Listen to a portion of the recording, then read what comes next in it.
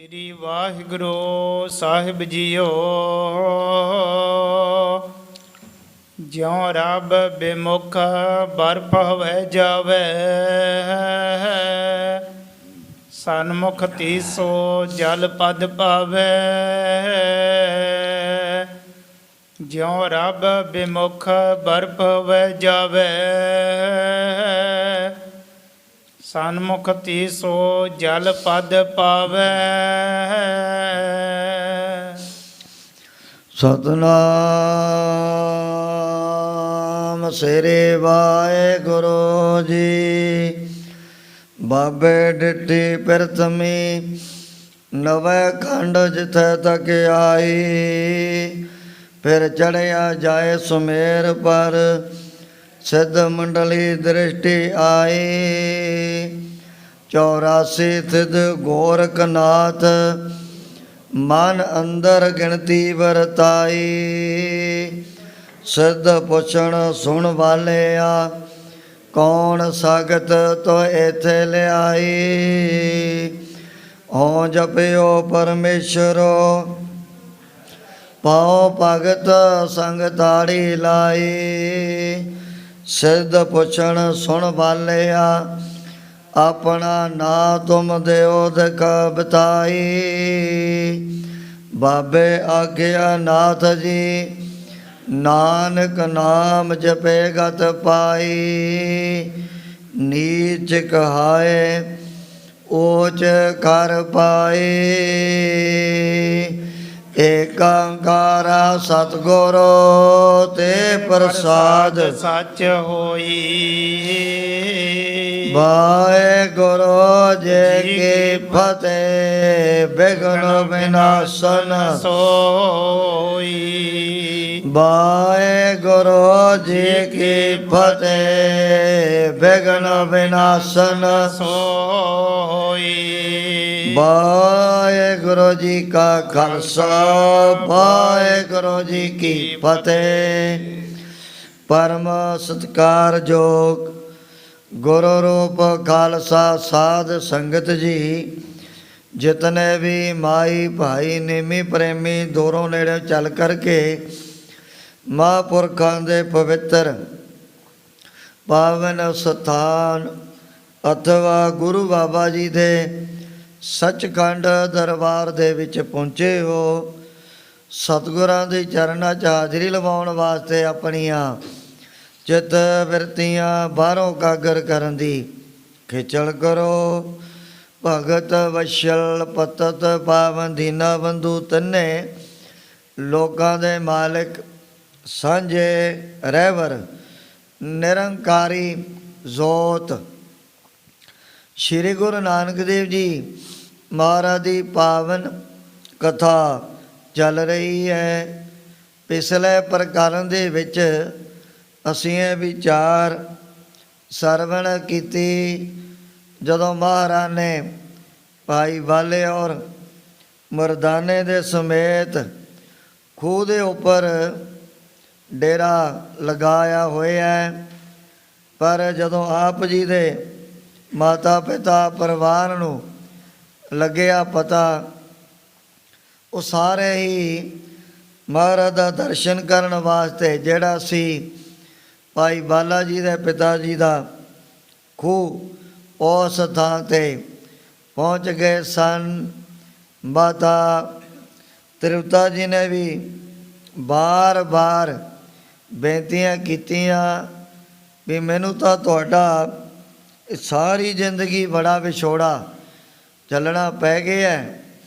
ਹੁਣ ਵੀ ਮਸਾਂ ਸਾਲਾਂ ਤੋਂ ਬਾਅਦ ਕਿਤੇ ਆਪਦੇ ਦਰਸ਼ਨ ਹੁੰਦੇ ਹਨ।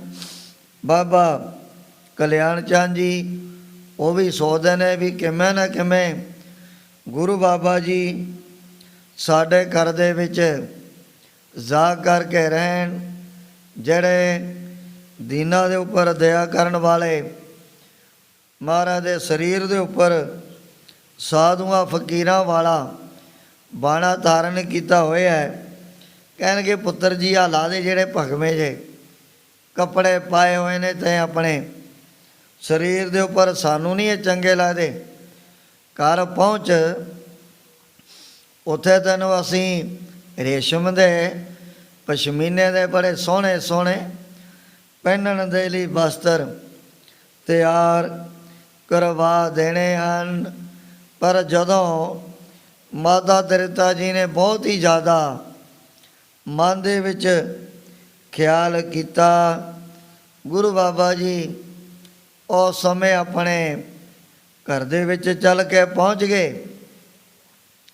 ਇਹ ਦੇਖਣ ਸਾਰ ਪਰਿਵਾਰ ਦੇ ਅੰਦਰ ਬੜੀਆਂ ਖੁਸ਼ੀਆਂ, ਬੜੇ ਚਾਅ ਪੈਦਾ ਹੋ ਗਏ। ਮਾਤਾ ਤ੍ਰਿਪਤਾ ਜੀ ਰੋਜ਼ ਦੀ ਰੋਜ਼ ਨਾਨਾ ਪ੍ਰਕਾਰ ਦੇ ਭੋਜਨ ਤਿਆਰ ਕਰਕੇ ਛਕਾਉਂਦੇ ਹਨ। ਬਾਬਾ ਕਲਿਆਣ ਚੰਦ ਜੀ ਨੇ ਤਾਂ ਕਈ ਵਾਰੀ ਇਹ ਬਚਨ ਕੀਤੇ ਆਪਣੇ ਵੱਲੋਂ ਵੀ, ਜੇ ਤੁਹਾਨੂੰ ਆਪਣੇ ਪਰਿਵਾਰ ਦਾ ਜਾਂ ਘਰਵਾਲੀ ਦਾ ਮਨ ਦੇ ਵਿੱਚ ਕੋਈ ਜ਼ਿਆਦਾ ਦੁੱਖ ਹੈ, ਤਕਲੀਫ ਹੈ, ਅਸੀਂ ਤੁਹਾਡੀ ਹੋਰ ਸ਼ਾਦੀ ਕਰ ਦਿੰਦੇ ਹਾਂ। ਵੀ ਦੇਖੋ ਜਿਹੜਾ ਆਪਣਾ ਪਰਿਵਾਰ ਉਹ ਵੀ ਖਿੰਡ ਕੇ ਬਸ ਰਿਹਾ ਹੈ, ਕੋਈ ਕਿਤੇ ਰਹਿੰਦਾ ਹੈ, ਕੋਈ ਕਿਸੇ ਨਗਰ ਦੇ ਵਿੱਚ ਬੈਠ ਕਰਕੇ ਆਪਣਾ ਗੁਜ਼ਾਰਾ ਕਰਦੇ ਹਨ। ਪੁੱਤਰ ਜੀ ਹੁਣ ਸਾਨੂੰ ਤਾਂ ਇਹੋ ਲੱਗਦਾ ਵੀ ਆ ਜਿਹੜੀ ਉਮਰ ਵੀ ਸਾਰੀ ਸਾਡੀ ਲੰਘਣ ਵਾਲੀ ਹੋ ਗਈ, ਕੋਈ ਪਤਾ ਨਹੀਂ ਕਿਹੜੇ ਵੇਲੇ ਤੁਰ ਦਰਗਾਹੋਂ ਸੁਨੇਹਾ ਆ ਜਾਣਾ। ਇੱਕ ਵਾਰੀ ਘਰ ਦੇ ਵਿੱਚ ਤੁਸੀਂ ਜ਼ਰੂਰ ਚਲੋ ਸਾਡੇ ਨਾਲ, ਦੁਬਾਰਾ ਤਾਂ ਵਾਹਿਗੁਰੂ ਹੀ ਜਾਣਦਾ ਨਾ ਦਰਸ਼ਨ ਹੋਣੇ ਨੇ ਜਾਂ ਨਹੀਂ ਹੋਣੇ, ਇਹ ਪਰਮਾਤਮਾ ਦੇ ਹੱਥ ਦੇ ਵਿੱਚ ਡੋਰੀ ਹੈ। ਜਦੋਂ ਸਤਿਗੁਰੂ ਜੀ ਆਪਣੇ ਘਰ ਦੇ ਵਿੱਚ ਪਹੁੰਚ ਗਏ, ਉਸ ਸਮੇਂ ਸਾਰੇ ਹੀ ਨਗਰ ਨਿਵਾਸੀ ਦੀਦਾਰ ਕਰਨ ਦੇ ਲਈ ਬਾਬਾ ਕਲਿਆਣ ਚੰਦ ਜੀ ਦੇ ਵਿਹੜੇ ਦੇ ਵਿੱਚ ਪਹੁੰਚ ਗਏ ਸਨ। ਤਵਾਰੀਖ ਗੁਰੂ ਖਾਲਸਾ ਦੇ ਕਰਤਾ ਨੇ ਤਾਂ ਇੱਥੋਂ ਤੱਕ ਲਿਖਿਆ ਹੋਇਆ ਵੀ ਜਿਹੜੇ ਸ਼੍ਰੀ ਗੁਰੂ ਨਾਨਕ ਦੇਵ ਜੀ ਮਹਾਰਾਜ ਦੇ ਚਰਨਾਂ ਦੇ ਅਨੰਨ ਸਰਦਾਲੂ ਪ੍ਰੇਮੀ ਬਣ ਚੁੱਕੇ ਸੀ। ਰਾਏ ਬਲਾਰ ਵਰਗੇ ਜਦੋਂ ਉਹਨਾਂ ਨੇ ਆਪਣਾ ਪੰਜ ਭੌਤਿਕ ਸਰੀਰ ਤਿਆਗਿਆ, ਗੁਰੂ ਬਾਬਾ ਜੀ ਆਪ ਹਾਜ਼ਰ ਹੋਏ ਸੀ। ਇਤਨੀ ਸ਼ਰਧਾ ਭਾਵਨਾ ਜਿਹਦੇ ਮਨ ਦੇ ਵਿੱਚ ਭਰੀ ਹੋਈ ਹੋਵੇ, ਉਹਨਾਂ ਨੂੰ ਮੇਰੇ ਮਹਾਰਾਜ ਅਖੀਰ ਦੇ ਮੌਕੇ 'ਤੇ ਕਿਉਂ ਨਹੀਂ ਦਰਸ਼ਨ ਦੇਣਗੇ ਨਾ। ਰਾਏ ਬਲਾਰ ਸਤਿਗੁਰੂ ਜੀ ਨੂੰ ਸਾਖਸ਼ਾਤ ਪ੍ਰਤੱਖ ਤੌਰ 'ਤੇ ਖੁਦਾ ਦਾ ਰੂਪ ਮਨ ਦੇ ਵਿੱਚ ਜਾਣਦੇ। ਜਦੋਂ ਉਹਨਾਂ ਨੇ ਆਪਣਾ ਪੰਜ ਭੌਤਿਕ ਸਰੀਰ ਤਿਆਗਿਆ, ਉਸ ਸਮੇਂ ਵੀ ਸਤਿਗੁਰੂ ਜੀ ਹਾਜ਼ਰ ਹੋਏ। ਦੌਲਤ ਖਾਂ ਨਵਾਬ ਉਹਦੇ ਪਰਥਾਏ ਵੀ ਤਵਾਰੀਖ ਗੁਰੂ ਖਾਲਸਾ ਦੇ ਕਰਤਾ ਗਿਆਨੀ ਗਿਆਨ ਸਿੰਘ ਜੀ ਨੇ ਐਸੇ ਜਿਹੜੇ ਪ੍ਰਵਚਨ ਬੜੀ ਖੋਜ ਕਰਕੇ ਉਹਨਾਂ ਨੇ ਲਿਖੇ ਹਨ। ਸੋ ਪਹਿਲਾਂ ਗਿਆਨੀ ਗਿਆਨ ਸਿੰਘ ਜੀ ਨੇ ਕੁਝ ਸਮਾਂ ਤਾਂ ਫੌਜ ਦੇ ਵਿੱਚ ਕੀਤੀ ਨੌਕਰੀ, ਪਰ ਜਦੋਂ ਕੋਈ ਐਸਾ ਪ੍ਰਭੂ ਦਾ ਬਾਣਾ ਵਰਤਿਆ, ਇਹਨਾਂ ਦੀ ਲੱਤ 'ਚ ਗੋਲੀ ਲੱਗੀ। ਗੋਲੀ ਲੱਗਣ ਕਰਕੇ ਨਕਾਰੇ ਹੋ ਗਏ ਵੀ ਹੁਣ ਖੇਤੀ ਪੱਤੀ ਦਾ ਕੰਮ ਕਰਨਾ ਤਾਂ ਬੜਾ ਔਖਾ ਹੋ ਜਾਏਗਾ। ਸੋਚਿਆ ਵੀ ਕਿਉਂ ਨਾ ਹੋਵੇ ਸਤਿਗੁਰੂ ਜੀ ਦਾ ਪਾਵਨ ਇਤਿਹਾਸ, ਬੜੀ ਮਿਹਨਤ ਬੜੀ ਖੋਜ ਦੁਆਰਾ ਇਹਨਾਂ ਨੇ ਆਪ ਲਿਖੇ ਹੈ। ਕਈ ਸਾਲ ਗਿਆਨੀ ਗਿਆਨ ਸਿੰਘ ਜੀ ਨੇ ਤਕਰੀਬਨ ਜਿਤਨੇ ਵੀ ਹਿੰਦੁਸਤਾਨ ਦੀ ਧਰਤੀ ਦੇ ਉੱਪਰ ਨਾ ਬਹੁਤ ਵੱਡੇ ਵੱਡੇ ਤੀਰਥ ਬਣੇ ਹੋਏ ਹਨ, ਉਹਨਾਂ ਦੀ ਪੈਦਲੀ ਤੁਰ ਕੇ ਯਾਤਰਾ ਕੀਤੀ ਜਿਵੇਂ ਕਾਂਸੀ ਸ਼ਹਿਰ ਹੈ ਵੀ ਉੱਥੇ ਆ ਜਿਹੜਾ ਕਲਵੱਤਰ ਲੈਣ ਦੀ ਮਰਜ਼ਾਦਾ ਕਿਵੇਂ ਤੇ ਕਿੱਥੋਂ ਤੁਰੀ, ਇਹਦੇ ਬਾਰੇ ਪਤਾ ਕੀਤਾ।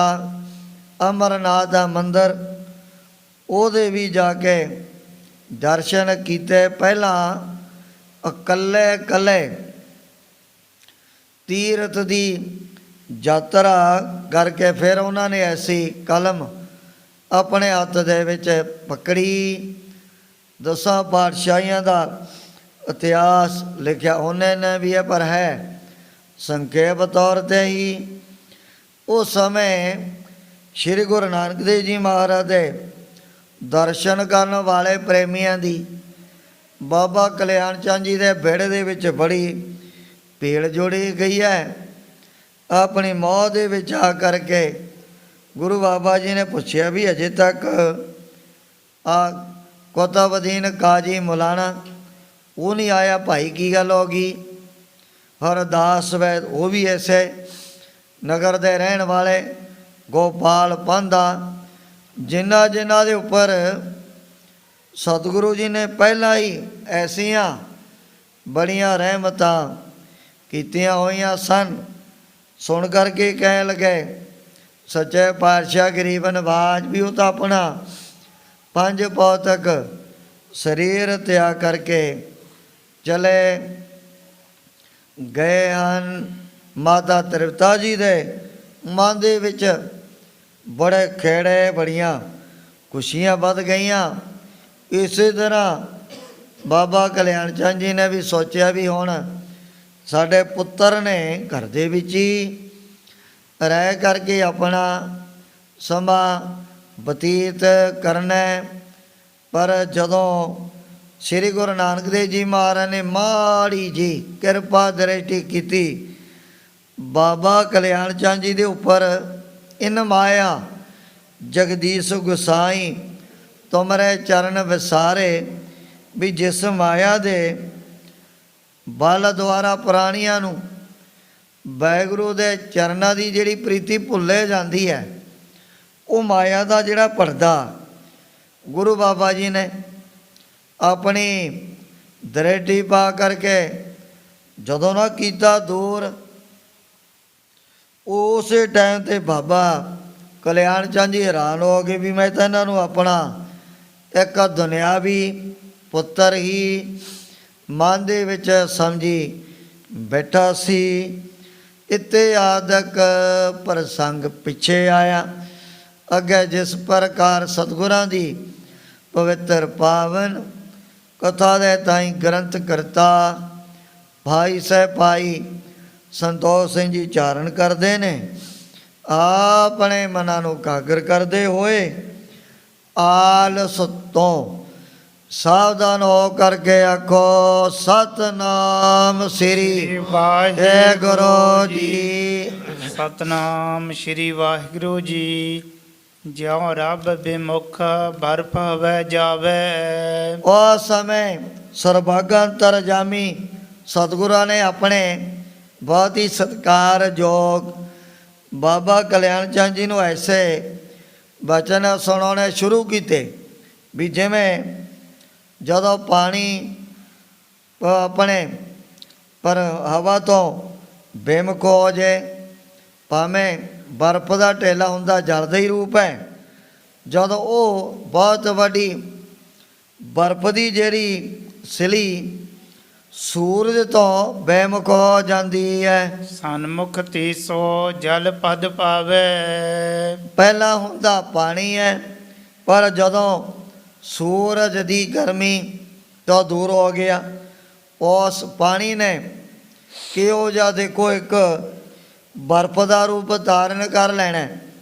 ਪਰ ਜਦੋਂ ਉਹੀ ਜਿਹੜੀ ਬਰਫ਼ ਦੀ ਬਹੁਤ ਵੱਡੀ ਬਲੀ ਬਣੀ ਹੋਈ ਸਿਰੀ ਕਹਿ ਲਓ ਢੇਲਾ ਜਿਹਾ ਸੂਰਜ ਦੇ ਸਾਹਮਣੇ ਆ ਗਿਆ, ਹੌਲੀ ਹੌਲੀ ਢਲ ਕਰਕੇ ਉਹਨੇ ਪਾਣੀ ਬਣਨ ਲੱਗ ਜਾਣਾ। ਕਿਉਂ ਇਸ ਮਨ ਕੀ ਗਤ ਲਖ ਲੀਜੈ। ਉਸ ਸਮੇਂ ਗੁਰੂ ਬਾਬਾ ਜੀ ਕਹਿਣ ਲੱਗੇ ਪਿਤਾ ਜੀ, ਇਸੇ ਤਰ੍ਹਾਂ ਜਿਹੜੇ ਜਗਿਆਸੂ ਜਿਹੜੇ ਪ੍ਰਾਣੀ ਇਸ ਆਪਣੇ ਚੰਚਲ ਮਨ ਨੂੰ ਪਰਮਾਤਮਾ ਦੇ ਸਨਮੁਖ ਕਰ ਦਿੰਦੇ ਹਨ। ਪਰਮੇਸ਼ਰ ਦਿਸ ਦ੍ਰਿੜ ਸੋ ਕਰੀਜੈ। ਜਿਹੜੇ ਜਿਹੜੇ ਐਨ ਚੰਗੀ ਤਰ੍ਹਾਂ ਆਪਣੇ ਇਸ ਮਨ ਨੂੰ ਹੌਲੀ ਹੌਲੀ ਪਰਮਾਤਮਾ ਦੇ ਸਨਮੁਖ ਪਰਪੱਕ ਕਰ ਲੈਂਦੇ ਹਨ। ਹਰਖ ਸ਼ੋਕ ਪੁਨ ਰਾਗ ਜੋ ਦਵੈਖਾ। ਜਿਹੜੇ ਨੇ ਬੇਮੁਖ, ਉਹਨਾਂ ਦੇ ਮਨ ਦੇ ਵਿੱਚ ਹਰਖ ਵੀ ਹੈ, ਸ਼ੋਕ ਵੀ ਹੈ, ਰਾਗ ਦਵੈਸ਼ ਸਦਾ ਦੇ ਲਈ ਭਰੀ ਰਹਿੰਦੀ ਹੈ। ਤਿਨ ਤੇ ਹਵੈ ਹੈ ਸਥਿਤ ਵਿਸ਼ੇਖਾ। ਉਹਨਾਂ ਤੋਂ ਇਹ ਜਿਹੜਾ ਮਨ ਪਰਮਾਤਮਾ ਦੇ ਸਨਮੁਖ ਹੋ ਕੇ ਇਹਦੇ ਉੱਪਰ ਨਾ ਹਰਖ ਨਾ ਸ਼ੌਕ ਦਾ ਕਦੇ ਕੋਈ ਅਸਰ ਹੁੰਦਾ ਹੀ ਨਹੀਂ। ਭਾਵੇਂ ਵੱਡੇ ਵੱਡੇ ਦੁੱਖ ਵੀ ਕਿਤੇ ਸਿਰ ਦੇ ਉੱਪਰ ਆ ਪੈਣ ਪਾਈ, ਭਿਖਾਰੀ ਜੈਸਿਆਂ ਨੇ ਜਵਾਨ ਪੁੱਤ ਦੀ ਮੌਤ ਦਾ ਕੋਈ ਖਾਸ ਮਨ ਦੇ ਵਿੱਚ ਆਪਣਾ ਖੇਤ ਕੋਈ ਵੀ ਉਹਨਾਂ ਦੇ ਅੰਦਰ ਇਹੋ ਜਿਹਾ ਸ਼ੌਕ ਨਹੀਂ ਸੀ ਪੈਦਾ ਹੋਇਆ। ਕਿਉਂ ਨਹੀਂ ਪੈਦਾ ਹੋਇਆ? ਉਹਨਾਂ ਨੇ ਆਪਣੇ ਹਿਰਦੇ ਨੂੰ ਸਦਾ ਵਾਸਤੇ ਧੰਨ ਸਤਿਗੁਰੂ ਅਰਜਨ ਦੇਵ ਜੀ ਮਹਾਰਾਜ ਦੇ ਚਰਨਾਂ ਦੇ ਨਾਲ ਜੋੜਿਆ ਹੋਇਆ। ਗੁਰੂ ਬਾਬਾ ਜੀ ਕਹਿਣ ਲੱਗੇ, ਪਿਤਾ ਜੀ ਇਸੇ ਤਰ੍ਹਾਂ ਵੀ ਜਿਹੜੇ ਪ੍ਰੇਮੀ ਇਸ ਮਨ ਨੂੰ ਭਗਵਾਨ ਦੇ ਸਨਮੁਖ ਕਿਤੇ ਕਰ ਲੈਣ, ਉਹ ਫਿਰ ਹਰਖ ਸੋਗ ਤੋਂ ਸਦਾ ਵਾਸਤੇ ਰਹਿਤ ਹੋ ਜਾਂਦੇ ਨੇ। ਸਰਬ ਥਾਨ ਸਭ ਜੀਵਨ ਮਾਹੀ। ਪਰਮਾਤਮਾ ਦੀ ਜਿਹੜੀ ਜ਼ੋਤ, ਭਗਵਾਨ ਦੀ ਸੱਤਿਆ, ਉਹਦਾ ਹਰੇਕ ਥਾਂ ਤੇ ਔਰ ਸਾਰੀ ਤਕਰੀਬਨ ਪਰਿਪੂਰਨ ਹੋ ਰਹੀ ਹੈ। ਪਰਮੇਸ਼ਰ ਬਿਨ ਦੂਜੋ ਨਾਹੀ। ਇਸ ਮਾਤਲਵ ਦੀ ਧਰਤੀ ਦੇ ਉੱਪਰ ਇਹਦੀ ਤਾਂ ਗੱਲ ਕੀ ਕਰਨੀ ਹੈ। ਤਿੰਨੇ ਲੋਕਾਂ 'ਚ ਪਰਮਾਤਮਾ ਤੋਂ ਬਗੈਰ ਕੋਈ ਵੀ ਦੂਜੀ ਬਾਤ ਸਾਨੂੰ ਤਾਂ ਨਜ਼ਰ ਨਹੀਂ ਆਉਂਦੀ ਹੈ। ਧਰਨੀ ਸਰਬ ਬਿਖੈ ਜਲ ਜੈਸੀ। ਆ ਜਿਵੇਂ ਜਿਹੜਾ ਪਾਣੀ ਕਹਿੰਦੇ ਧਰਤੀ ਦੇ ਥੱਲੇ ਸਾਰੀ ਸਦਾ ਵਾਸਤੇ ਰਮਿਆ ਹੋਇਆ ਹੈ।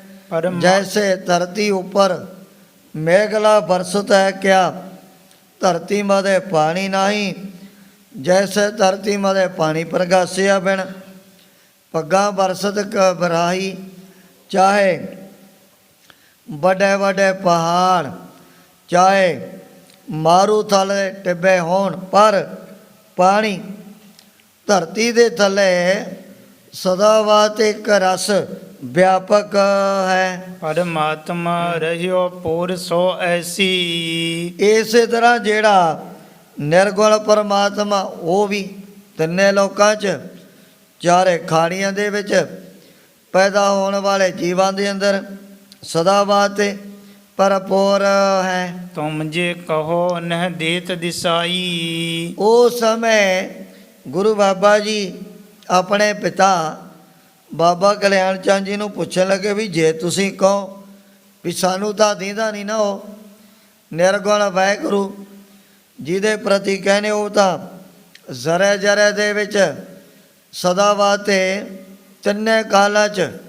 ਪਰਿਪੂਰਨ ਹੋ ਰਿਹਾ। ਅਸੀਂ ਤਾਂ ਕਦੇ ਦੇਖਿਆ ਨਹੀਂ ਪਰਮਾਤਮਾ ਕਿੱਥੇ ਰਹਿੰਦਾ ਹੈ। ਸੋ ਬਿਦ ਨੀਕੀ ਦਿਉ ਬਿਤਾਈ। ਉਸ ਸਮੇਂ ਸ੍ਰੀ ਗੁਰੂ ਨਾਨਕ ਦੇਵ ਜੀ ਮਹਾਰਾਜ ਨੇ ਐਸੀਆਂ ਜਿਹੜੀਆਂ ਠੋਸ ਉਦਾਹਰਣਾਂ ਦਿੰਦਿਆਂ ਹੋਇਆਂ ਬਾਬਾ ਕਲਿਆਣ ਚੰਦ ਜੀ ਨੂੰ ਆਪਣੇ ਵੱਲੋਂ ਸਮਝਾਇਆ।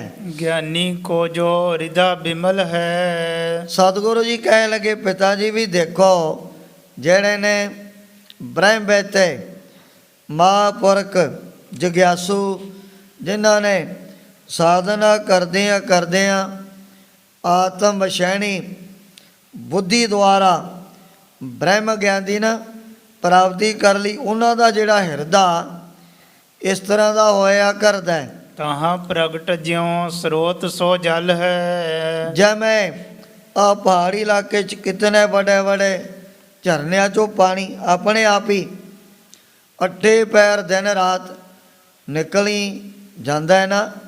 ਵੱਡੇ ਵੱਡੇ ਚਸ਼ਮੇ ਆ ਪਹਾੜਾਂ ਦੇ ਉੱਪਰ ਆਪਣੇ ਆਪ ਹੀ ਹੋਇਆ ਕਰਦੇ ਹਨ।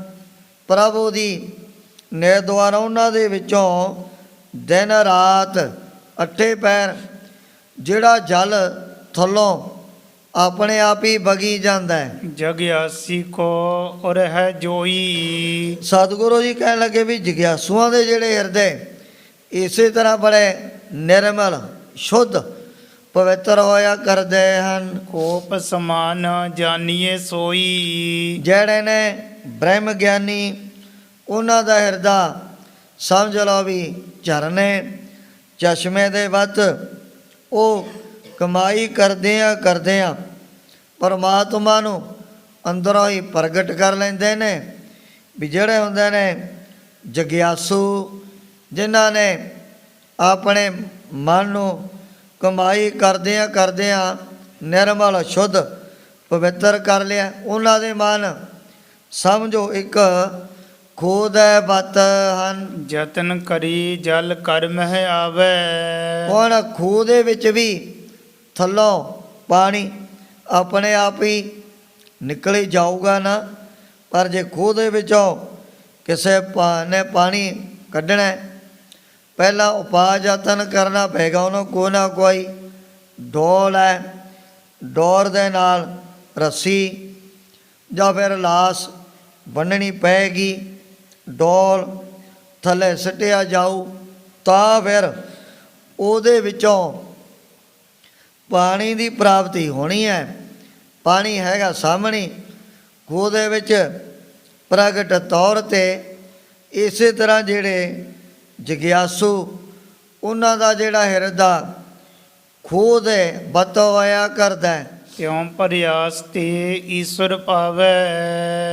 ਇਸੇ ਤਰ੍ਹਾਂ ਉਹ ਪ੍ਰਯਾਸ ਵੀ ਉਦਮ ਪ੍ਰਸ਼ਾਰਤ ਕਰਦਿਆਂ ਨਾ, ਜਿਵੇਂ ਖੂਹ ਦੇ ਵਿੱਚੋਂ ਕਿਸੇ ਨੂੰ ਪਾਣੀ ਦੀ ਲੋੜ ਹੈ, ਕੱਪੜੇ ਧੋਣੇ ਨੇ ਜਾਂ ਪੀਣ ਵਾਸਤੇ ਬਰਤਨ ਹੈ, ਪਹਿਲਾਂ ਫਿਰ ਉਦਮ ਪ੍ਰਸ਼ਾਰਤ ਕਰਨਾ ਹੀ ਪੈਣਾ ਉਹਨੂੰ ਥੋੜ੍ਹਾ ਬਹੁਤਾ, ਤਾਂ ਫਿਰ ਜਲ ਦੀ ਪ੍ਰਾਪਤੀ ਹੋਣੀ ਹੈ। ਅਗਿਆਨੀ ਕੋ ਔਰ ਹੈ ਜੋ। ਸ਼੍ਰੀ ਗੁਰੂ ਨਾਨਕ ਦੇਵ ਜੀ ਮਹਾਰਾਜ ਕਹਿਣ ਲੱਗੇ, ਪਿਤਾ ਜੀ ਵੀ ਜਿਹੜੇ ਅਗਿਆਨੀ ਔਰ ਬਿਲਕੁਲ ਮੂੜ ਬੁੱਧੀ ਵਾਲੇ ਲੋਕ, ਉਹਨਾਂ ਦਾ ਹਿਰਦਾ ਨਾ ਇਸ ਤਰ੍ਹਾਂ ਦਾ ਜਿਹੜਾ ਹੋਇਆ ਕਰਦਾ ਹੈ। ਪੜਦੀ ਕੋ ਜਲ ਜਾਨੋ ਹੋ ਸੋ। ਆ ਜਿਵੇਂ ਪਰਦੇ ਦਾ ਜਲ ਕਿਹੜਾ ਹੈ?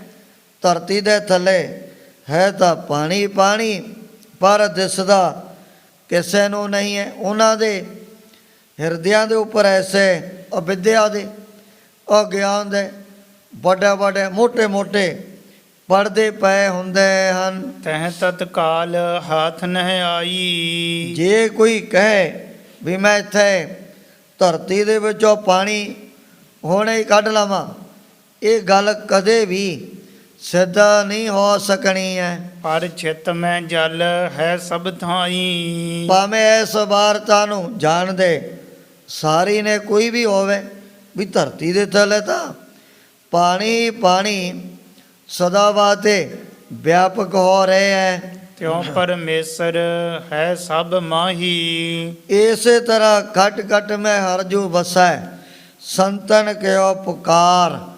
ਕਉ ਨਾਨਕ ਤੇ ਭਜਮਨਾ, ਪਉਨੇ ਤੋਂ ਉਤਰੈ ਪਾਰ। ਸਤਿਗੁਰੂ ਜੀ ਕਹਿਣ ਲੱਗੇ, ਪਿਤਾ ਜੀ ਤੁਹਾਡੇ ਸਾਹਮਣੇ ਹੈ ਵੀ ਧਰਤੀ ਦੇ ਵਿੱਚੋਂ ਜੇ ਕਿਸੇ ਨੇ ਪਾਣੀ ਕੱਢ ਕੇ ਪੀਣਾ ਹੋਵੇ, ਉਹਨੂੰ ਕਿਤਨੀ ਮਿਹਨਤ, ਕਿਤਨਾ ਜਿਹੜਾ ਪ੍ਰਸ਼ਾਰਤ ਪਹਿਲਾਂ ਸਰੀਰ ਦੇ ਨਾਲ ਕਰਨਾ ਪਊ, ਫਿਰ ਕਿਤੇ ਪਾਣੀ ਉਹਨੂੰ ਪੀਣ ਜਾਂ ਬਰਤਨ ਦੇ ਲਈ ਪ੍ਰਾਪਤ ਹੋਣਾ। ਜਿਹੜੇ ਨੇ ਆਮ ਜਗਿਆਸੂ ਪ੍ਰਾਣੀ, ਉਹਨਾਂ ਦੇ ਮਨ ਸਮਝ ਲਓ ਵੀ ਧਰਤੀ ਦੇ ਸਮਾਨ ਹਨ। ਪ੍ਰਗਟਨ ਦੁਰ ਨਾ ਕਹੀ ਵਿਦ ਜਾਹੀ। ਉਸ ਸਮੇਂ ਸ੍ਰੀ ਗੁਰੂ ਨਾਨਕ ਦੇਵ ਜੀ ਮਹਾਰਾਜ ਸੱਚੇ ਪਾਤਸ਼ਾਹ ਨੇ ਇਹਨਾਂ ਬਚਨਾਂ ਦੁਆਰਾ ਆਪਣੇ ਪਿਤਾ ਬਾਬਾ ਕਲਿਆਣ ਚੰਦ ਜੀ ਨੂੰ ਸਮਝਾਇਆ ਵੀ ਜੇ ਤੁਸੀਂ ਕੋ ਦੀਂਦਾ ਨਹੀਂ ਸਾਨੂੰ, ਤਾਂ ਅਕਾਲ ਪੁਰਖ ਵਾਹਿਗੁਰੂ ਜਿਨ੍ਹਾਂ ਦੀ ਵਾਰ ਤੁਸੀਂ ਆਪਣੀ ਰਸਨਾ ਤੋਂ ਬੜੀ ਵਡਿਆਈ ਚਾਰਨ ਕੀਤੀ ਹੈ ਵੀ ਜਿਹੜੇ ਨੇ ਬ੍ਰਹਮ ਗਿਆਨੀਆਂ ਦੇ ਹਿਰਦੇ ਉਹਨਾਂ ਨੂੰ ਝਰਨੇ ਦੇ ਸਮਾਨ, ਜਿਹੜੇ ਹੈਗੇ ਅਗਿਆਨੀ ਉਹਨਾਂ ਦੇ ਮਨਾਂ ਨੂੰ ਆ ਧਰਤੀ ਦੇ ਸਮਾਨ ਸਮਝ ਲਓ ਵੀ ਜਿਵੇਂ ਜਲ ਦੇ ਉੱਪਰ ਬਹੁਤ ਵੱਡੀ ਮੋਟੀ ਤੇ ਸਖਤ ਜਿਹੜੀ ਤੈ ਇਹ ਧਰਤੀ ਦੀ ਜੰਮੀ ਹੋਈ ਹੈ। ਇਹ ਜੋ ਜਗਤ ਬਣਾਓ ਬਣਿਓ ਹੈ। ਸਤਿਗੁਰੂ ਜੀ ਕਹਿਣ ਲੱਗੇ ਪਿਤਾ ਜੀ ਵੀ ਜੋ ਇਹ ਅਕਾਲ ਪੁਰਖ ਵਾਹਿਗੁਰੂ ਨੇ ਪੰਜਾਂ ਤੱਤਾਂ ਤੋਂ ਹੀ ਸਾਰੀ ਜਿਹੜੀ ਪ੍ਰਕਿਰਤੀ ਦੀ ਰਚਨਾ ਰਚੀ ਹੋਈ ਹੈ। ਪਰਮਾਤਮ ਬਿਨਾ ਕੌਣ ਗੁਣਿਓ ਹੈ। ਇਹੋ ਦੱਸੋ ਵੀ ਤੁਸੀਂ ਹੁਣ ਪਰਮਾਤਮਾ ਤੋਂ ਬਗੈਰ ਇਹਦੇ ਵਿੱਚ ਪਰਿਪੂਰਨ ਕਿਸ ਨੂੰ ਮਨ ਦੇ ਵਿੱਚ ਜਾਣੇ ਹੈ। ਜਿਉ ਨਿਜ ਰੂਪ ਬੀਜ ਵੱਡ ਧਾਰਤ। ਜਿਵੇਂ ਕਹਿੰਦੇ ਆ ਜਿਹੜਾ ਬਰੋਟੇ ਦਾ ਬੀਜ ਮਸਾਂ ਖਸ ਖਸ ਦਾਣੇ ਜਿਹਾ ਹੁੰਦਾ ਨਾ, ਜੈਸਾ ਵੱਟ ਬੀਜ ਹੱਥ ਸੂਖਮ ਸਰੂਪ ਹੋਤ ਬੋਏ ਕਾ ਵਿਵਿਧ ਕਰੈ ਬਿਰਖਾ ਵਿਸਥਾਰ ਜੀ। ਭਾਈ ਸਾਹਿਬ ਭਾਈ ਗੁਰਦਾਸ ਜੀ ਨੇ ਵੀ ਆਪਣੇ ਕਵਿਤ ਸਵਈਆਂ ਦੇ ਵਿੱਚ ਬਚਨ ਲਿਖੇ ਹੋਏ ਹਨ। ਜੈਸੇ ਵੱਟ ਬੀਜ ਹੱਥ ਸੂਖਮ ਸਰੂਪ ਹੋਤ ਬੋਏ ਕਾ ਵਿਵਿਧ ਕਰੈ ਬਿਰਖਾ ਵਿਸਥਾਰ ਜੀ। ਮਾੜਾ ਜਿਹਾ ਬਰੋਟੇ ਦਾ ਬੀਜ ਜਦੋਂ ਉਹਨੂੰ ਧਰਤੀ ਦੇ ਵਿੱਚ ਬੋਇਆ ਜਾਵੇ ਉਹਦੇ ਵਿੱਚੋਂ ਹੀ ਕਿਤਨਾ ਵੱਡਾ ਜਿਹੜਾ ਬਰੋਟੇ ਦਾ ਦਰਖਤ ਪੈਦਾ ਹੋ ਜਾਣਾ ਹੈ। ਹਵੈ ਕਰ ਬਿਟ ਭਲੇ ਵਿਸਤਾਰਿਤ। ਵੀ ਛੋਟੇ ਜਿਹੇ ਬੀਜ ਤੋਂ ਕਿਤਨੇ ਵੱਡੇ ਵੱਡੇ ਦਰਖਤ ਧਰਤੀ ਦੇ ਉੱਪਰ ਤੁਹਾਡੇ ਸਾਹਮਣੇ ਹੀ ਪੈਦਾ ਹੋ ਰਹੇ ਹਨ। ਤੇ ਬੀਰਜ ਕੋ ਖੋਜੈ ਕੋ।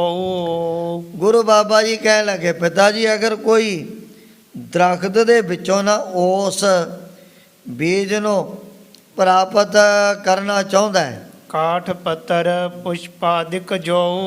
ਔਰ ਜਿਹੜੇ ਬਿਰਛ ਦੇ ਨਾਲ ਜੜ ਤੋਂ ਪਰਲੇ ਪਾਸੇ ਇਹਦੀ ਬੜੀ ਮਟਿਆਈ ਹੋਇਆ ਕਰਦੀ ਹੈ। ਕਈ ਵੱਢ ਵੱਢ ਕੇ ਵੱਡੇ ਵੱਡੇ ਪੋਰੇ ਬਣਾ ਲੈਂਦੇ ਹਨ। ਉਸ ਤੋਂ ਉੱਪਰ ਟਾਹਣੇ ਟਾਹਣੀਆਂ ਫਿਰ ਪੱਤੇ ਲੱਗੇ ਹੁੰਦੇ ਨੇ ਦਰਖਤ ਦੇ ਨਾਲ।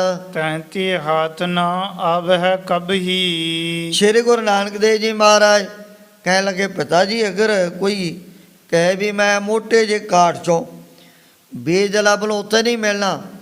ਜੋ ਵੀ ਦਰਖਤ ਦੀਆਂ ਟਾਹਣੇ ਔਰ ਟਾਹਣੀਆਂ ਪੱਤੇ ਫੁੱਲ ਜੋ ਵੀ ਲੱਗੇ ਹੋਏ ਹਨ ਕਿਤੋਂ ਵੀ ਜਿਹੜਾ ਬੀਜ ਉਹਨੂੰ ਪ੍ਰਾਪਤ ਨਹੀਂ ਹੋ ਸਕੇਗਾ। ਖੋਜਤ ਰਹਿ ਆਰਬਲ ਸਭ ਹੀ। ਭਾਵੇਂ ਕੋਈ ਅਣਜਾਣ ਪੁਰਸ਼ ਸਾਰੀ ਜ਼ਿੰਦਗੀ ਪੱਤਿਆਂ ਚੋਂ ਟਾਹਣੀਆਂ ਚੋਂ ਤੋੜ ਤੋੜ ਕਰਕੇ ਬੀਜ ਦੀ ਪ੍ਰਾਪਤੀ ਕਰਨ ਦੇ ਲਈ ਉਦਮ ਪ੍ਰਸ਼ਾਰਤ ਕਰਦਾ, ਪਰ ਕਦੇ ਵੀ ਉਹਨਾਂ 'ਚੋਂ ਬੀਜ ਦੀ ਪ੍ਰਾਪਤੀ ਨਹੀਂ ਹੋਣੀ ਹੈ। ਜੇ ਫਲ ਕੋ ਖੋਜੈ ਫਲ ਪਾਂਤੀ। ਪਰ ਜਿਹੜੇ ਸਿਆਣੇ ਤੇਜ ਬੁੱਧੀ ਨੂੰ ਧਾਰਨ ਕਰਨ ਵਾਲੇ ਪ੍ਰਾਣੀ ਉਹਨਾਂ ਨੇ ਸੋਚਣਾ ਵੀ ਪਹਿਲਾਂ ਫਲ ਨੂੰ ਲੱਭੋ, ਜਿਹੜਾ ਇਹਦੇ ਨਾਲ ਲੱਗਿਆ ਹੋਇਆ ਉਹਦੇ ਵਿੱਚੋਂ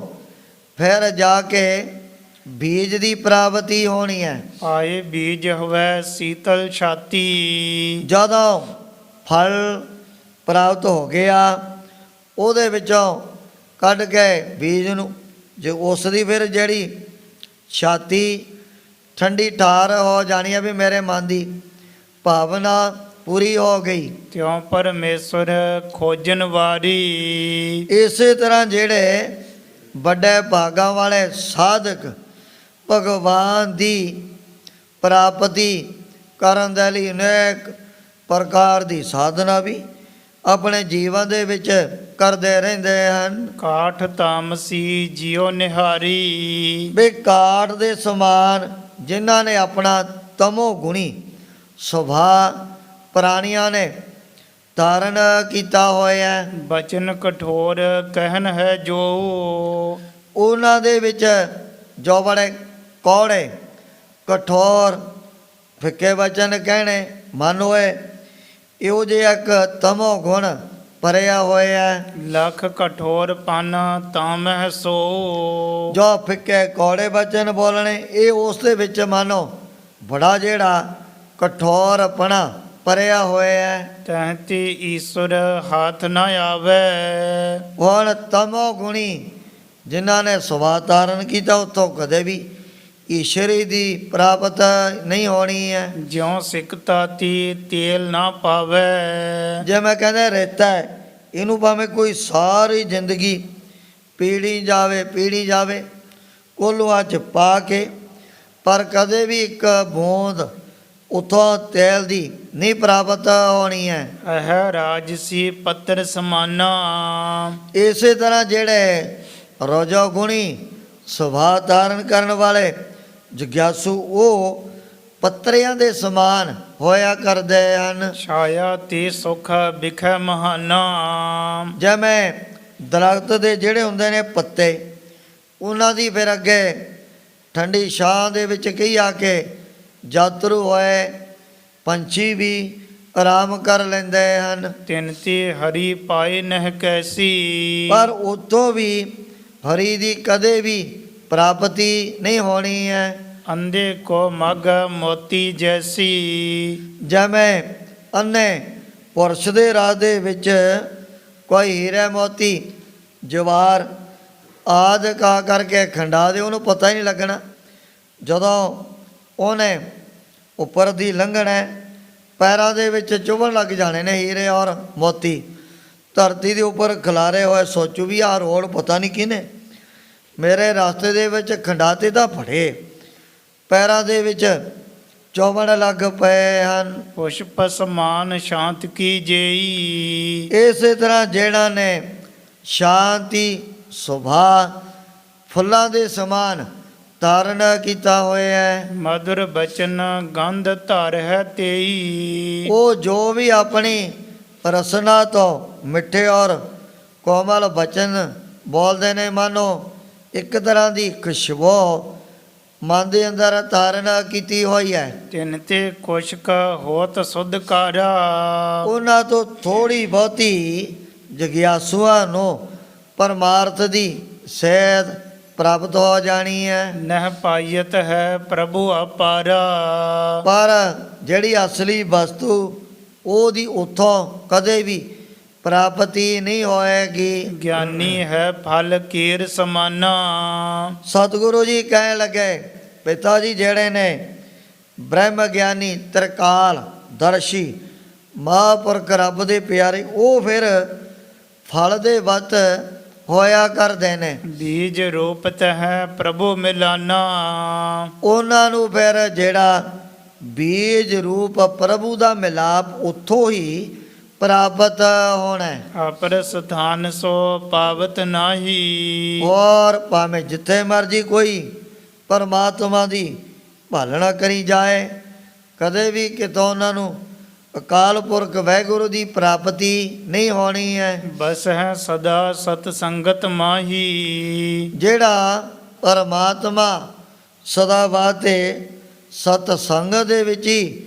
ਬਸਣ ਵਾਲਾ ਹੈ। ਹੇ ਪਿਤ ਇੱਕ ਪਰਮਾਤਮ ਸਾਰੀ, ਉਸ ਸਮੇਂ ਸਤਿਗੁਰੂ ਜੀ ਕਹਿ ਲਗੇ, ਪਿਤਾ ਜੀ ਵੀ ਜਿਹੜਾ ਨਿਰਗੁਣ ਵਾਹਿਗੁਰੂ, ਉਹ ਤਾਂ ਅਨਾਦਿ ਕਾਲ ਤੋਂ ਹੀ ਸਦਾ ਵਾਤੇ ਚਾਰੇ ਪਾਸੇ ਪਰਿਪੂਰਨ ਹੋ ਰਿਹਾ ਹੈ। ਰਾਗ ਦਵੈਖ ਕਿਉਂ ਕਰੋ ਵਿਚਾਰੀ, ਫਿਰ ਮਨ ਦੇ ਵਿੱਚ ਰਾਗ ਤੇ ਦਵੈ ਦੀ ਕਾਦੇ ਵਾਸਤੇ ਵਿਚਾਰ ਕਰਨੀ ਆ। ਹੁਣ ਜੇ ਚਾਰੇ ਪਾਸੇ ਇੱਕ ਉਸ ਨਿਰਗੁਣ ਵਾਹਿਗੁਰੂ ਦੀ ਜੋਤ ਜਿਨ੍ਹਾਂ ਨੂੰ ਸਾਹਮਣੇ ਦੱਸਣ ਲੱਗ ਪਈ ਹੈ, ਆਪਰ ਕਲਪਨਾ ਤੀ ਮਨ ਰੋਕੋ, ਇਸ ਕਰਕੇ ਜਦੋਂ ਤੁਸੀਂ ਹੋਰ ਕਲਪਨਾ ਫੁਰਨਿਆਂ ਤੋਂ ਨਾ ਆਪਣੇ ਮਨ ਨੂੰ ਰੋਕ ਲੈਣਾ ਹੈ। ਸਰਬ ਸਥਾਨ ਏਕ ਅਬਲੋਕ ਹੋ, ਫਿਰ ਤੁਹਾਨੂੰ ਵੀ ਜਰੇ ਜਰੇ ਦੇ ਵਿੱਚ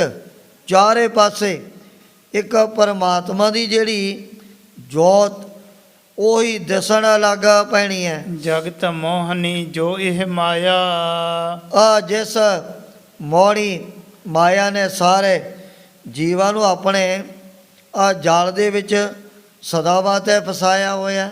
ਇਸ ਵਿਦ ਜਨ ਹੋ ਜਿਉ ਤਨ ਛਾਇਆ।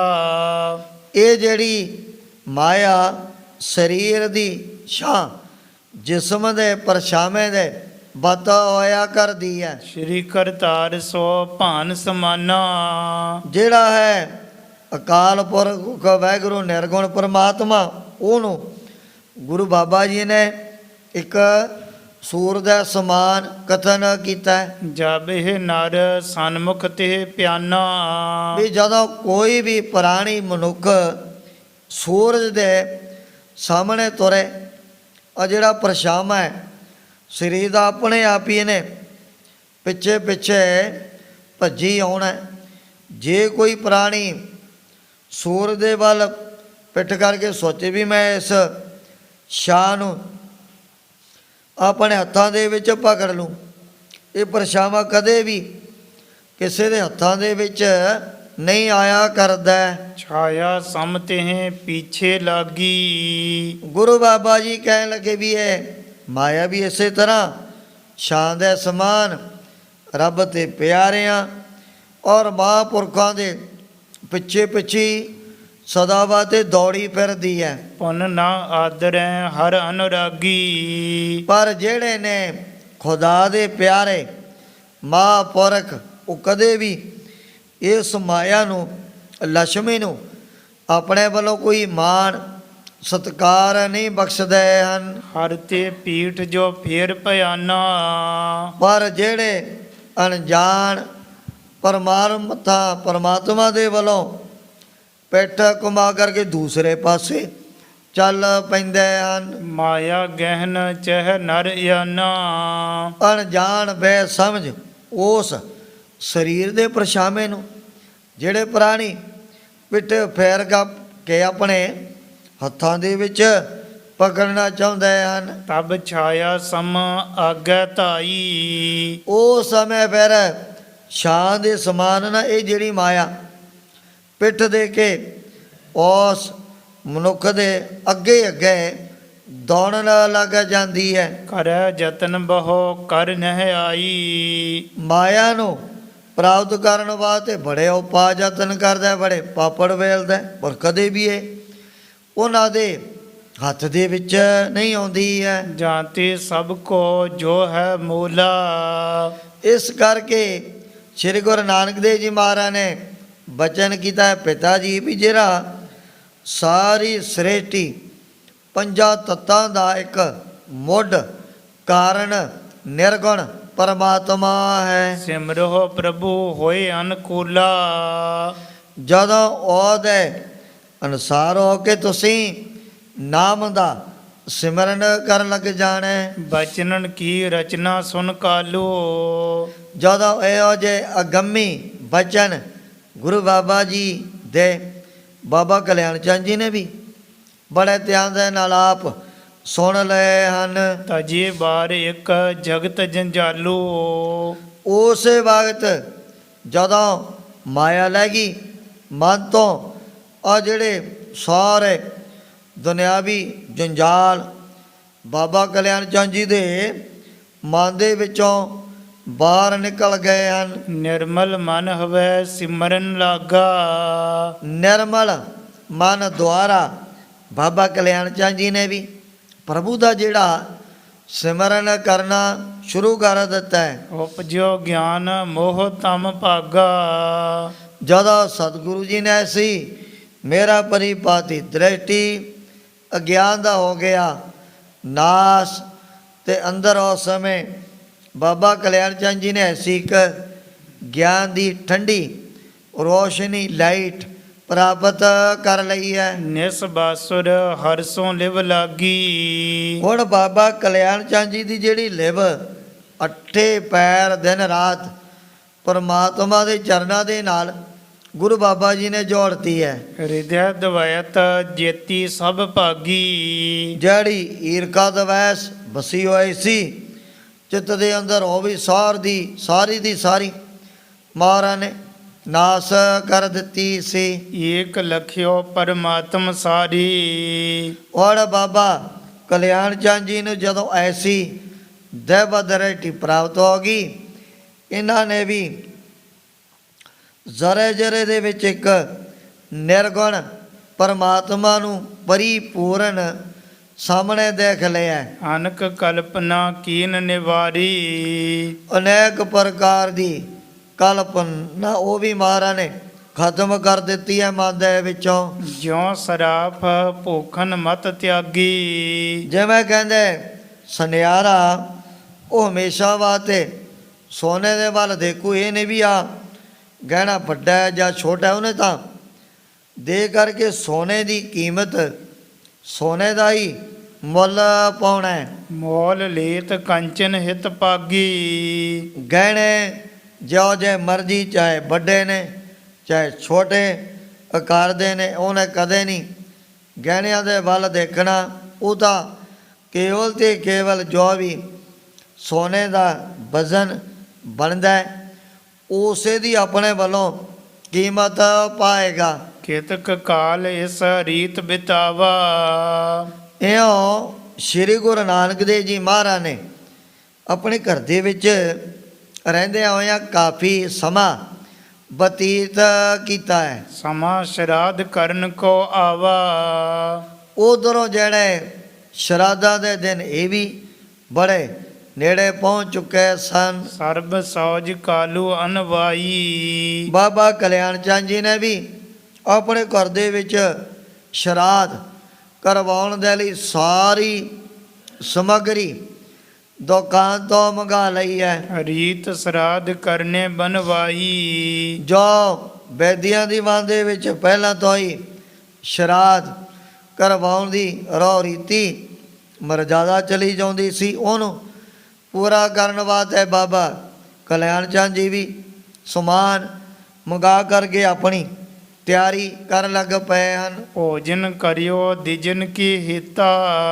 ਪਹਿਲਾਂ ਬਾਬਾ ਕਲਿਆਣ ਚੰਦ ਜੀ ਨੇ ਬ੍ਰਾਹਮਣਾਂ, ਚਾਰੇ ਵਰਨਾਂ ਦੇ ਲੋਕ, ਬਹੁਤ ਸਾਰੇ ਜੋ ਵੀ ਸਾਧੂ ਮਹਾਤਮਾ ਆਪੋ ਆਪਣੀਆਂ ਕੁਟੀਆਂ ਬਣਾ ਕਰਕੇ ਰਿਹਾ ਕਰਦੇ ਸੀ ਇਲਾਕੇ 'ਚ, ਉਹਨਾਂ ਦੀ ਸੇਵਾ ਕਰਨ ਵਾਸਤੇ ਬਹੁਤ ਵੱਡਾ ਇੱਕ ਭੰਡਾਰਾ, ਬਹੁਤ ਵੱਡਾ ਜਗ ਤਿਆਰ ਕਰਵਾ ਲਿਆ। ਪੀਰ ਭੋਰ ਪਰ ਰਹੀ ਨਿਕੇਤਾ। ਜਦੋਂ ਆ ਗਿਆ ਸ਼ਰਾਧਾਂ ਦਾ ਨਿਯਤ ਦਿਨ, ਉਸ ਟਾਈਮ 'ਤੇ ਬਾਬਾ ਕਲਿਆਣ ਚੰਦ ਜੀ ਦੇ ਘਰ ਦੇ ਵਿੱਚ ਸਾਧੂਆਂ ਦੀ, ਬ੍ਰਾਹਮਣਾਂ ਦੀ ਔਰ ਚਾਰੇ ਵਰਨਾਂ ਦੇ ਲੋਕਾਂ ਦੀ ਬਹੁਤ ਝਾੜਾ ਭੀੜ ਇਕੱਠੀ ਹੋ ਗਈ। ਪੰਡਿਤ ਇੱਕ ਬੁਲਾਈ ਤਿਹ ਕਾਲਾ। ਉਸ ਸਮੇਂ ਕਿਹੋ ਜਿਹਾ ਬ੍ਰਾਹਮਣ ਜਿਹੜਾ ਵੇਦਾਂ ਦੇ ਮੰਤਰਾਂ ਨੂੰ ਜਾਣਨ ਵਾਲਾ ਵੀ, ਇਹਦੇ ਦੁਆਰਾ ਮੈਂ ਆਪਣੇ ਜਿਹੜੇ ਪਿੱਤਰਾਂ ਦੇ ਸ਼ਰਾਧ ਕਰਵਾਉਣੇ ਹਨ, ਇਹੋ ਜਿਹਾ ਇੱਕ ਬੜਾ ਸਿਆਣਾ, ਸੰਸਕ੍ਰਿਤ ਵਿਦਿਆ ਦੇ ਵਿੱਚ ਬੜਾ ਨਿਪੁੰਨ ਪੰਡਿਤ, ਉਹਨੂੰ ਵੀ ਵਿਸ਼ੇਸ਼ ਤੌਰ 'ਤੇ ਸੁਨੇਹਾ ਭੇਜਦੇ ਹੋਇਆਂ ਬਾਬਾ ਕਲਿਆਣ ਚੰਦ ਜੀ ਨੇ ਆਪਣੇ ਘਰ ਦੇ ਵਿੱਚ ਬੁਲਾ ਲਿਆ। ਨਾਨਾ ਪ੍ਰਕਾਰ ਦੇ ਜਿਹੜੇ ਭੋਜਨ ਪਾਣੀ ਪਦਾਰਥ ਉਹ ਵੀ ਨੌਕਰਾਂ ਨੇ ਤਿਆਰ ਕਰਨੇ ਸ਼ੁਰੂ ਕਰ ਦਿੱਤੇ ਹਨ। ਹੁਣ ਜਿਸ ਪ੍ਰਕਾਰ ਸਤਿਗੁਰੂ ਜੀ ਨੇ ਆਪਣੇ ਪਿਤਾ ਦੇ ਉੱਪਰ ਐਸੀ ਰਹਿਮਤ ਕਰਨੀ ਹੈ, ਉਸ ਪ੍ਰਸੰਗ ਦੀ ਵਿਚਾਰ ਅੱਗੇ ਕੀਤੀ ਜਾਏਗੀ। ਇਉਂ ਸ੍ਰੀ ਗੁਰੂ ਨਾਨਕ ਦੇਵ ਜੀ ਮਹਾਰਾਜ ਗੁਰਤਾ ਗੱਦੀ 'ਤੇ ਬਿਰਾਜਮਾਨ ਹੋ ਕੇ ਆਪਣੇ ਪਵਿੱਤਰ ਉਪਦੇਸ਼ ਅਤੇ ਦਰਸ਼ਨਾਂ ਦੁਆਰਾ ਵਡਭਾਗੇ ਗੁਰ ਸਿੱਖਾਂ ਦਾ ਨਿਹਾਲ ਕਰ ਰਹੇ ਨੇ। ਪੰਡਿਤ ਇੱਕ ਬੁਲਾਈ ਤਿਹ ਕਾਲਾ। ਬੈਠਿਓ ਕਰਨਾ ਸ਼ਰਾਧ ਵਿਸਾਲਾ। ਪੰਡਿਤ ਇੱਕ ਬੁਲਾਈ ਤਿਹ ਕਾਲਾ। ਬੈਠਿਓ ਕਰਨਾ ਸ਼ਰਾਧ ਵਿਸਾਲਾ। ਏ ਚੌਥੇ ਪਾਰ ਬ੍ਰਹਮ ਅਵਨਾਸੀ ਅਗ ਅਗਨਾਸ